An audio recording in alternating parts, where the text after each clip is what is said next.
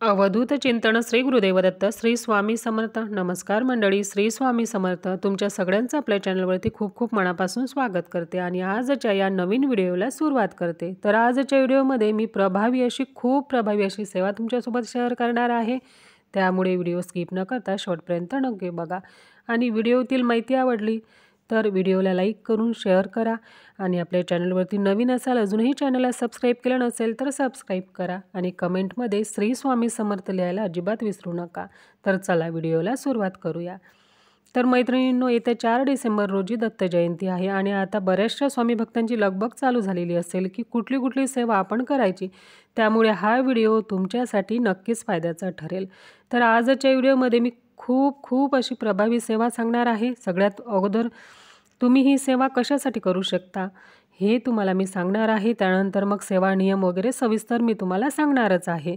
तर सगळ्यात महत्त्वाचं, ही सेवा तुम्ही कुठल्या गोष्टींसाठी करू शकता. तर बघा, तुम्ही तुमच्या मुलांसाठी ही सेवा करू शकता. बघा, मुलं चिडचिड करत असतील, हट्टीपणा करत असतील किंवा तुमचं ऐकत नाहीत, जास्त आक्रोश वगैरे करतात, थोड्या गोष्टींसाठी जास्त हट्टीपणा करतात, अभ्यास करत नाहीत किंवा अभ्यासाला बसले तर अभ्यासात मन लागत नाही त्यांचं किंवा केलेला अभ्यास त्यांच्या लक्षात राहत नाही किंवा तुमच्या घरामध्ये नवरा बायकोमध्ये सतत कटकटी असतील, मग घरामध्ये सतत वादविवाद इतर सदस्यांमध्ये होत असतील किंवा सतत एखादी व्यक्ती म्हणजे घरातली स्त्री जास्त करून आजारी पडत असेल किंवा लहान मुलं देखील आजारी पडत असतील. त्याचबरोबर तुमची आर्थिक परिस्थिती सतत ढासळत असेल किंवा तुम्हाला कुठल्या गोष्टींची भीती वाटत असेल, मनात नकारात्मक विचार येत असतील, तुमचा आत्मविश्वास कमी झालेला असेल, तर अशा सगळ्या समस्यांमधून तुम्हाला ही सेवा बाहेर काढणार आहे. तर ही सेवा तुम्ही नक्की करा. बघा, या सेवेचे बरेचसे फायदे आहेत. या सेवेची अगदी तुम्ही ही सेवा केली ना, तर तुमच्या आयुष्यातील अर्ध्याच्या जास्त प्रॉब्लेम हे 100% कमी होतात. हे मात्र मी तुम्हाला खात्रीने सांगू शकते, कारण मी स्वतः ही सेवा केली आहे. माझ्या या सेवेवरती प्रचंड विश्वास आहे. या सेवेने मला माझ्या आयुष्यात खूप काही दिलं आहे. तर प्रत्येक चांगली गोष्ट तुमच्या आयुष्यात घडावी असं जर तुम्हाला वाटत असेल ना, तर ही सेवा तुम्ही दत्त जयंतीनिमित्त करून पहा. तुम्ही ही सेवा 11 दिवसांची, 7 दिवसांची, 5, 3 दिवसांची तुम्ही करू शकता.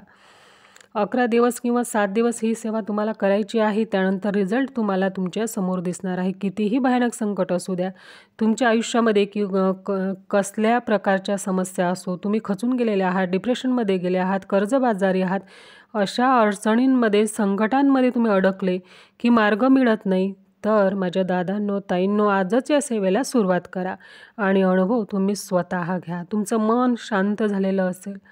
तर या सेवेसाठी नियम काय आहेत? सगळ्यात महत्त्वाचा म्हणजे 11 दिवसांची जर कंटिन्यू तुम्ही सेवा करणार आहात.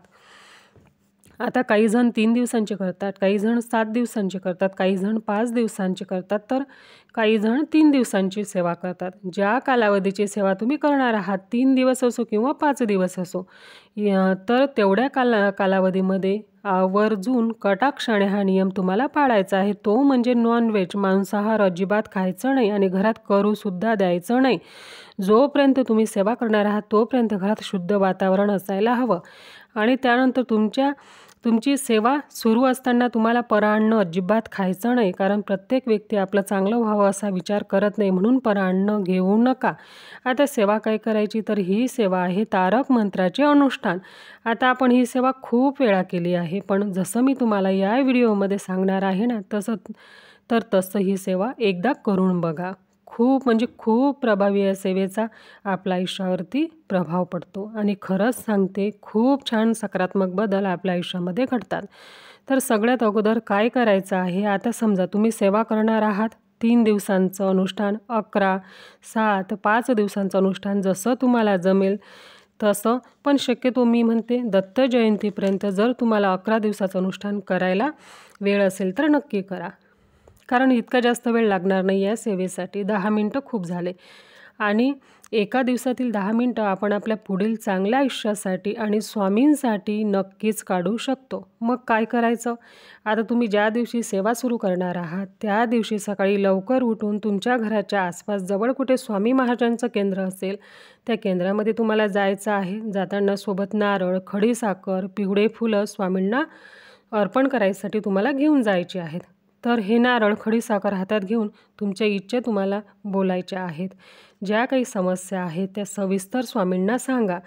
जे काही तुमचे मुलांचे प्रॉब्लेम्स असतील, पतीची नोकरी असेल, मुलांचं करिअर असेल, तुमचं काही आजारपण असेल, तुमचा बिझनेस, शेतीविषयी काही प्रॉब्लेम्स असतील, तर ते तुम्ही सर्व स्वामींना सांगा. स्वामी आई, तुम्ही सदैव माझ्यासोबत राहा. स्वामी, माझ्या मुलांची आयुष्यात छान प्रगती करा. तुमच्या जे काही तुम्हाला बोलायचं आहे ते तुम्ही स्वामींसोबत बोला. आम्हाला उत्तम आरोग्याची प्राप्ती व्हावी. तुमच्या आयुष्यात ज्या काही प्रॉब्लेम्स आहेत ते तुम्ही स्वामींना सांगा. स्वामी, मी हे तारक मंत्राचे अनुष्ठान करत आहे, ते निर्विघ्न माझ्याकडनं करून घ्या, अशी स्वामींना विनंती करा. स्वामींना मुजरा करा, नमस्कार करा आणि नारळ, खडीसाखर तेथे अर्पण करा. बघा, जो स्वामींसमोर झुकतो त्याला इतर कुठेही झुकायची वेळ येत नाही किंवा हात पसरवायची वेळ त्याच्यावर कधीच येत नाही त्याच्या आयुष्यामध्ये. तर आता या सेवेची आपल्याला घरी आल्यानंतर सुरुवात करायची. तर या सेवेसाठी आपल्याला पूजा मांडणी वगैरे काही करायची नाही.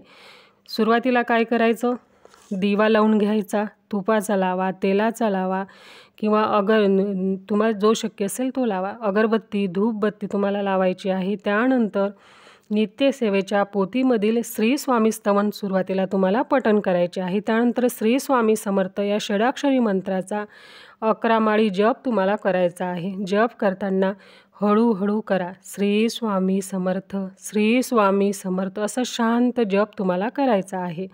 त्यानंतर 1 ग्लास स्वच्छ पिण्याचे पाणी भरून घ्या.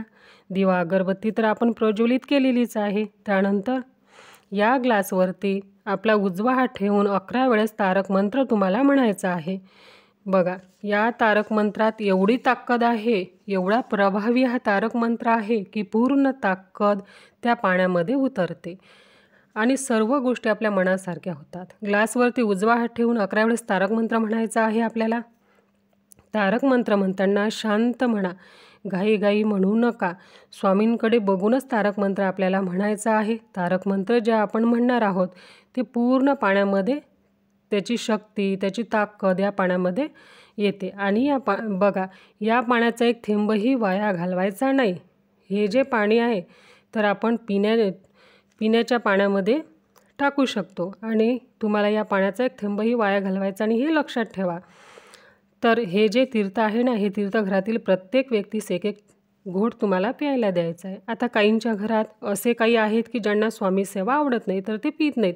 मग अशा वेळी काय करायचं, मी तुम्हाला आत्ताच सांगितलं की अशा वेळेस काय करायचं, तुम्ही हे तीर्थ जे तुमचं दररोज पिण्याचा हंडा असेल, माठ असेल, तर त्यामध्ये तुम्हाला हे पाणी टाकायचं आहे. हे तीर्थ त्यात तुम्ही टाकू शकता आणि जे उरलेलं तीर्थ आहे, तारक मंत्राचं पाणी आहे, ते तुम्हाला काय करायचं, तुमच्या घराच्या प्रत्येक कोपऱ्यात शिंपडायचं आहे. याने काय होईल, घरातील दारिद्र्यता, अलक्ष्मी, वाईट शक्ती, नकारात्मकता बाहेर पडेल आणि घरात सकारात्मकता येईल. माता लक्ष्मीचे आगमन नक्की होईल.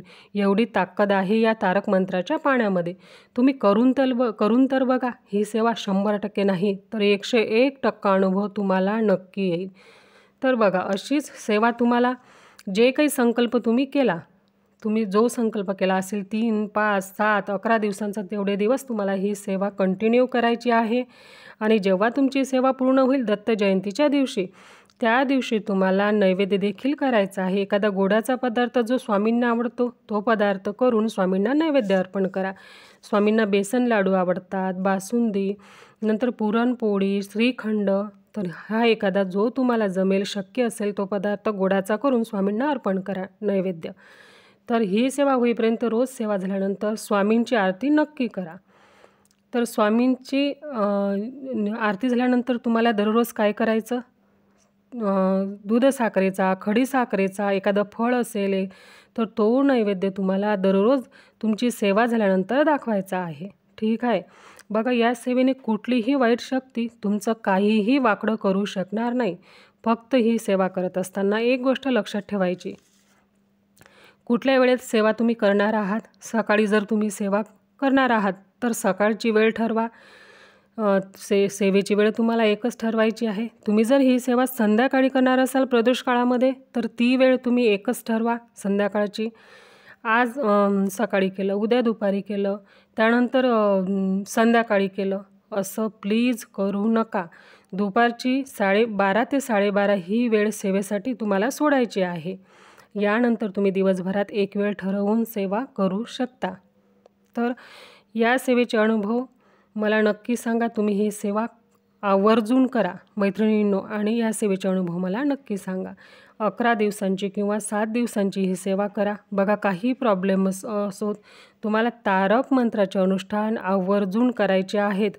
तुमच्या आयुष्यामध्ये खूप बिकट परिस्थिती आहे, काही केल्या गरिबी नशिबाची संपतच नाही, आजारपण संपत नाही, असाध्य आजार आहेत घरामध्ये, सतत दवाखान्याला पैसा लागतो, नंतर मुलं ऐकत नाहीत, पतीला काही व्यसन आहे, हे जे काही प्रॉब्लेम्स आहेत तुमचे, हे सेवा करायच्या सुरुवातीला ज्या दिवशी तुम्ही सेवेला सुरुवात करणार आहात त्या दिवशी तुम्हाला स्वामी महाराजांना हे सगळे प्रॉब्लेम्स सांगायचे आहेत.